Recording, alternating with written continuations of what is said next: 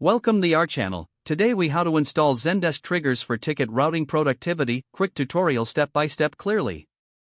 To install Zendesk triggers for ticket routing productivity, first, log in to your Zendesk account. Navigate to the admin center by clicking on the gear icon in the sidebar. Next, select the business rules option, then choose triggers from the drop-down menu. Click on the add trigger button to create a new trigger. In the name field, enter a descriptive title for your trigger. Add a brief description in the description field to clarify its purpose. Under the conditions section, select meet all of the following conditions. Choose the relevant conditions that will determine which tickets are. You might want to specify conditions like ticket is created or ticket status is new. Next, scroll down to the actions section. Select group from the drop-down menu under actions. Choose the group to which you want to route the tickets. Alternatively, you can choose assignee to define a specific agent for ticket assignment.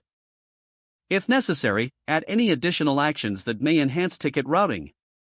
Once all conditions and actions are set, review your trigger setup for accuracy.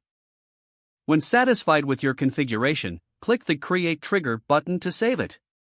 Congratulations, your Zendesk trigger is now installed and ready to optimize ticket routing productivity. If the page does not load, refresh the browser or try again in a private or incognito window. Make sure you are using the correct email address, then retype it carefully to avoid small typos. If your password is not accepted, use the reset option and create a new strong password you can remember. Check your spam folder for verification or security emails, then complete any requested confirmation steps. Enable two-factor authentication if available to improve account security and reduce unauthorized access risk. After signing in, review your profile details so your contact information and settings are accurate and current.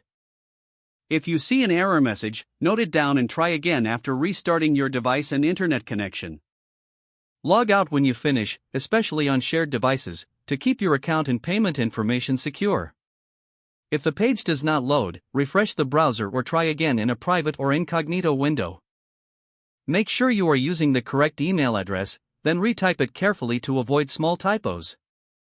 If your password is not accepted, use the reset option and create a new strong password you can remember. Check your spam folder for verification or security emails, then complete any requested confirmation steps. Enable two-factor authentication if available to improve account security and reduce unauthorized access risk. Don't forget to like this video and subscribe to our channel for more step-by-step tech guides.